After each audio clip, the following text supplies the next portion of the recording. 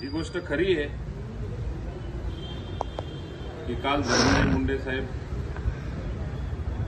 53 आमदारांच्या सह्या असलेलं पत्र हे आजही पवार साहेबांच्या कपाटात असेल ही वस्तुस्थिती। कारण त्याच्यामध्ये 53 आमदारांमध्ये मी सुद्धा एक आमदार असा होतो की भारतीय जनता पार्टीला 2019 मध्ये आपण सपोर्ट केला पाहिजे, त्याच्यानंतर आपण सरकारमध्ये सामील झालं पाहिजे, अशा सह्यांचं पत्र हे नक्की एक दिवस आपल्याला सगळ्यांना बघायला मिळेल। ज्यावेळी सह्या झाल्या त्यावेळी स्पष्ट या सूचना होत्या की आपल्याला सत्तेत बसायचं आणि भारतीय जनता पार्टीबरोबर सत्तेमध्ये जायचं। पवार साहेबांनी अजून एक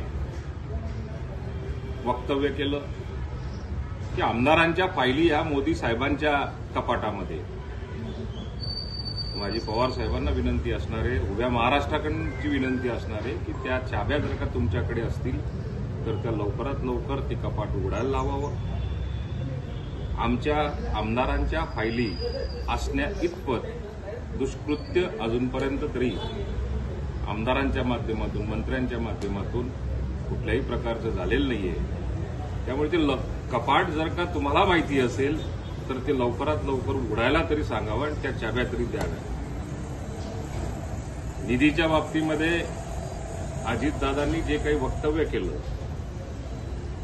ती वस्तुस्थिती आहे।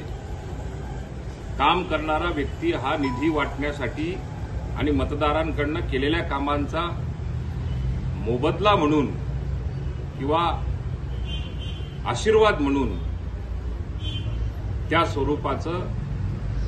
त्या स्वरूपाची अपेक्षा करणं हे स्वाभाविक आहे। निधी वाटप जो करू शकतो तोच हे वक्तव्य करू शकतो। आजपर्यंत विकासाच्या आधारावरती अजितदादांनी मतं मागितलेली आहे, सहानुभूतीच्या प्रयत्नातून आजपर्यंत कधी मतं मागितलेली आहे। त्यामुळे अजितदादा जे देतात त्याच्या बदल्यात आशीर्वादाच्या स्वरूपामध्ये परत सुद्धा मागतात।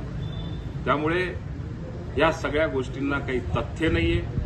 पायाखालची वाळू घसरल्यामुळेच केवळ फक्त विकासाच्या मुद्द्यावरती निवडणूक न लढता केवळ फक्त रान खोटं बोलायचं, वेगळ्या दिशेला प्रचाराचा मुद्दा न्यायचा, सहानुभूती निर्माण करण्याचा प्रयत्न करायचा, या सगळ्या गोष्टी आजच्या निवडणुकीमध्ये आज आपल्याला बघायला मिळतात।